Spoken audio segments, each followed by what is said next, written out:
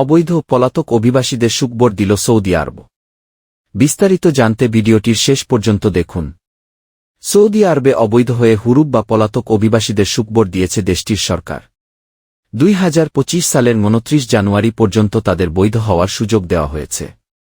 রিয়াদে অবস্থিত বাংলাদেশ দূতাবাস বিষয়টি নিশ্চিত করে জানায়, সৌদি আরবে নানা কারণে কফিল বা স্পন্সর থেকে বিচ্ছিন্ন হয়ে যারা হুরুপ বা পলাতক কর্মীর তালিকায় অন্তর্ভুক্ত হয়েছেন, তাদের জন্য এসেছে বৈধ হওয়ার সুযোগ।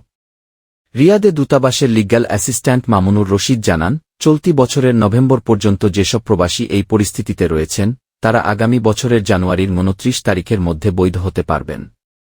তিনি বলেন, সৌদি কর্তৃপক্ষ আমাদের জানিয়েছে যে 30 নভেম্বর পর্যন্ত যাদের ইতপূর্বে হুরুপ দেওয়া হয়েছে, এই হুরুপপ্রাপ্ত কর্মীরা চাইলে এখন বৈধ হতে পারবে।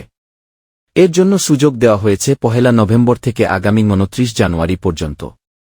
সৌদি আরব অবস্থানরত হুরুপপ্রাপ্তদের বৈধ হওয়ার এই প্রক্রিয়া কেবল সৌদি সরকারের অনুমোদন পাওয়া নির্ধারিত পদ্ধতিতে সম্পন্ন হবে।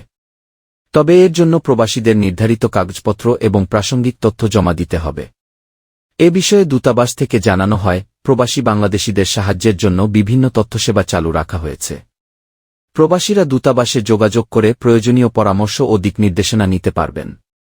সব প্রবাসীদের এই সুযোগ কাজে লাগানোর আহ্বান জানিয়েছে বাংলাদেশ দূতাবাস। যারা এখনও বৈধ হওয়ার চেষ্টা করেননি, তাদেরকেও দ্রুত এই সুযোগ নেওয়ার পরামর্শ দেওয়া হয়েছে।